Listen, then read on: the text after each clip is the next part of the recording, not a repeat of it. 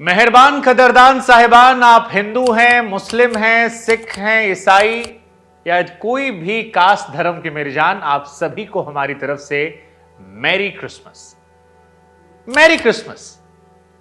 25 दिसंबर को क्रिसमस मनाया जाता है, लेकिन क्या आपके जहन में कभी यह ख्याल आया कि भाई कैलेंडर तो बहुत बाद में बना था, फिर कैसे यह तय कर दिया गया कि 25 दिसंबर वो तारीख होगी जिस दिन क्रिसमस मनाया जाएगा।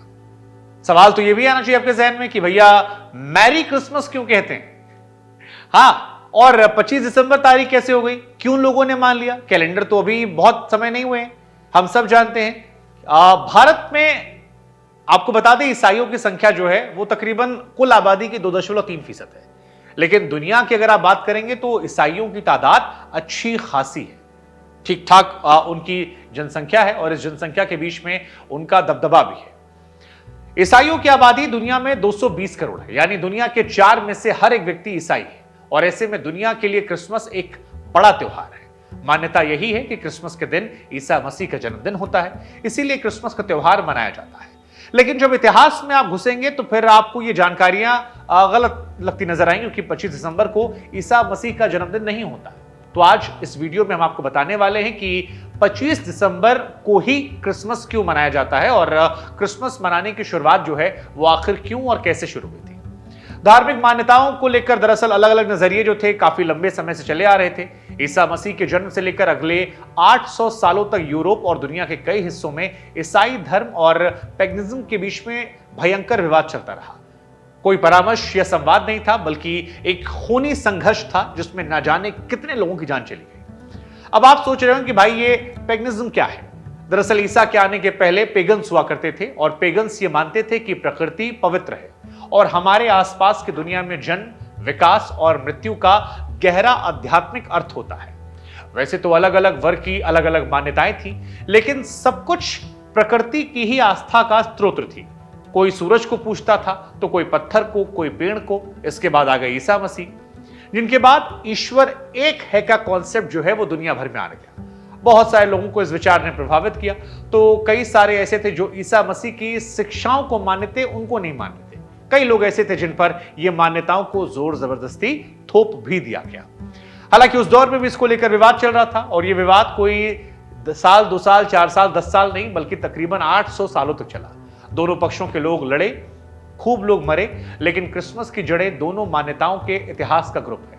क्रिसमस का रिवाज जो है वो शुरू होता है 336 एडी में, 336 एडी, यानी कि आफ्टर डेथ। रोमन राजा जो थे उनके राज में इसकी शुरुआत होती है। क्रिसमस की जड़ में पेगन कल्चर और रोमन कैथोलिक क्रिश्चियनिटी भी नजर आती है। रोमन्स दरअसल दिसंबर में 2 जश्न मनाते थे। पहला था सैटर्नलिया, 2 हफ्तों का जश्न था जो उनके कृषि देवता सैटर्न के सम्मान में हुआ करता था। और 25 दिसंबर को रोमन्स अपने सूर्य देवता मित्रा के जन्म का जश्न मनाते थे। पेगन्स का कनेक्शन ऐसा है कि दिसंबर में सबसे पहले काली रातें आती थी, तो पेगन्स अंधेरा मिटाने के लिए आग और मोमबत्ती जलाते थे।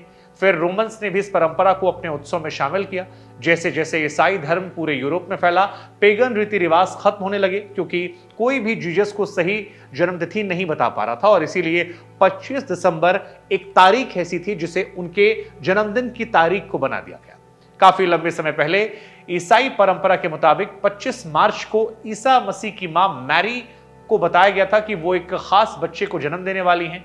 25 मार्च के ठीक 9 महीने के बाद, क्योंकि 25 दिसंबर आता है, इसी वजह से कई सारी ईसाई मान्यताएं ऐसी हैं कि यह मान लिया गया कि शायद तारीख ही होगी।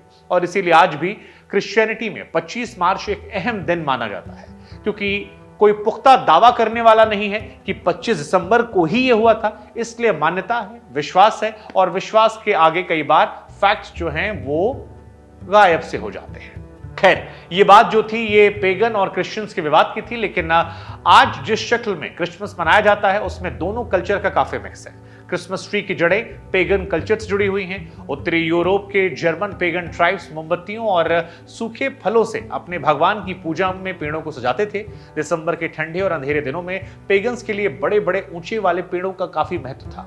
वो ऐसा मानते थे कि पेड़ों में एक अलग किस्म की शक्ति होती है। रोमन्स भी सेटेनलिया समारोह के समय अपने मंदिरों को देवदार के पेड़ों सजाया करते थे। ये पेगन्स से बहुत बात की बातें हैं। सेंटा क्लॉज वाली जो परंपरा है वो रोमन्स की तरफ से, इसकी जुड़े जाती है टर्की में।